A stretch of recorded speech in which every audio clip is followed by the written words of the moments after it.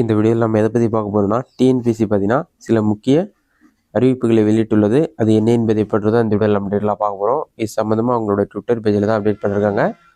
ஒவ்வொரு அறிவிப்பாக என்னென்னு பார்க்கலாம். ஃபர்ஸ்ட் ஒன்று என்னென்னு பார்த்தீங்கன்னா, ஒருங்கிணைந்த குடிமைப் பணிகள் தேர்வு தொகுதி 4 பணிகள் சொல்லி மென்ஷன் பண்ணிட்டு 2018ஆம் ஆண்டு முதல் 2025ஆம் வரையில் உள்ள 8 ஆண்டுகளில் முதலாக தேர்வர்களின் நலன் கருதி தொடர்ச்சியாக அடுத்தடுத்த ஆண்டுகளில் 2024 மற்றும் 2025 ஒருங்கிணைந்த குடிமைப் பணிகள் தேர்வு தொகுதி 4 பணிகளுக்கான அறிவிக்கை தேர்வாணையத்தால் வெளியிடப்பட்டுள்ளது.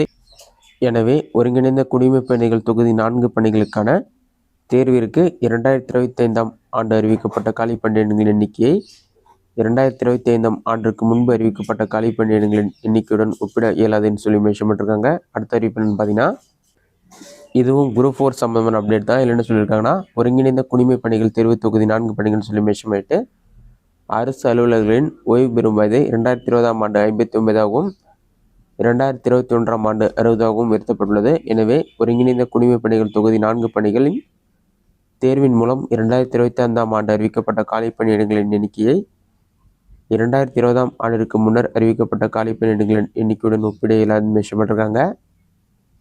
அடுத்ததாக ஃபேக்ட் செக்னு ஒரு அப்டேட் கொடுத்துருக்காங்க. அது என்னென்னா, எக்ஸ் தளத்தில் ட்ரெண்டிங் செய்தால் தேர்வாணையம் காலி பணியிடங்களின் எண்ணிக்கையை அதிகரிக்கும் என சிலர் சமூக வலைதளங்களில் தவறான தகவலை பரப்பி வருகின்றனர்.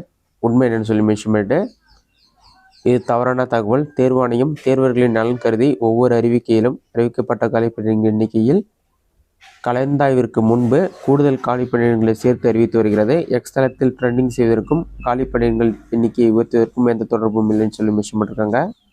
டிஎன்பிசி குரூப் 4 எக்ஸாமான ரிசல்ட் எப்போது வெளியாகும் சொல்லிட்டு பலருக்கும் சந்தேகம் இருக்கும். தற்போது அந்த தகவலின்படி குரூப் 4 எக்ஸாமுக்கான எக்ஸ்பெக்டட் ரிசல்ட் டேட் பார்த்தீங்கன்னா அக்டோபர் 3ஆவது வாரம் அல்லது அக்டோபர் 4ஆவது வாரத்தில் கண்டிப்பாக குரூப் 4 எக்ஸாமுக்கான ரிசல்ட் வெளியாகும் என்று கூறப்பட்டுள்ளது. அதே சமயத்தில் இது சம்மந்தமாக வேகன்சி இன்க்ரீஸ் பண்ணியும் அறிவிப்பு வெளியானது. அதை என்னென்னு பார்க்கலாம்.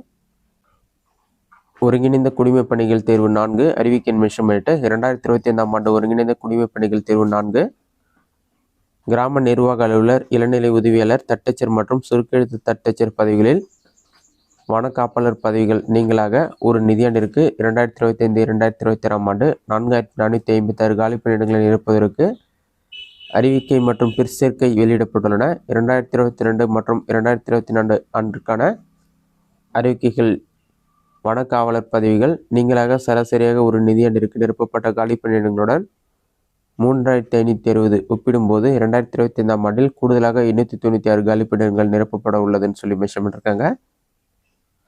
இதன் பார்த்தீங்கன்னா வேகன்சி இன்க்ரீஸ் பண்ணது சம்மந்தமான அப்டேட். இந்த வீடியோ உங்களுக்கு யூஸ்ஃபுல்லாக கிடைக்கிறேன். இந்த வீடியோ பிடிச்சிருந்தா லைக் பண்ணுங்கள். வேறு சின்ன கமெண்ட் பாக்ஸில் கொண்டு வாங்க.